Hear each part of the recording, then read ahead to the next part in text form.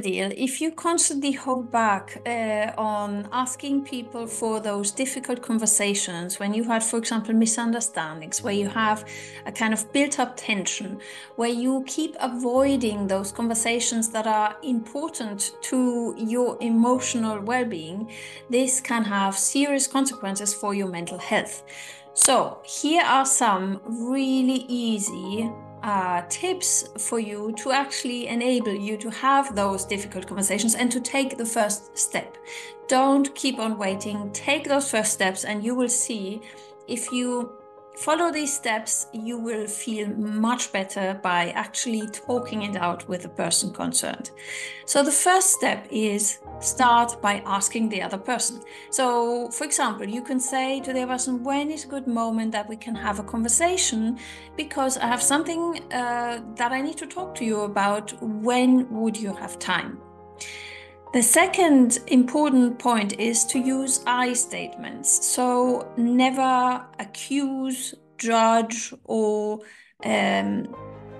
even label the other person in terms of you have done this, you have done that, or you are, avoid that, because the other person will feel defensive immediately.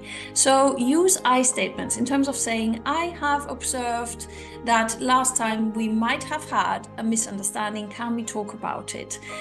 Or I have come across some behavior that I want to talk with you about, your point of view about this.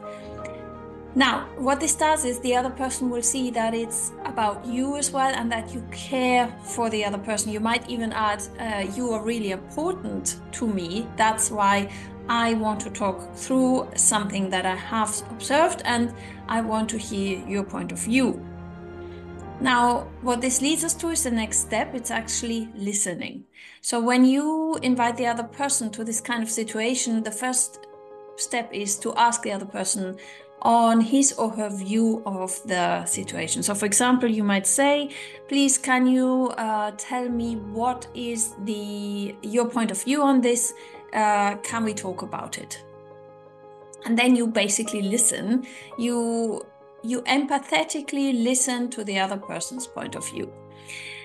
And try throughout the conversation, in your replies, in your responses, to frame the conversation positively.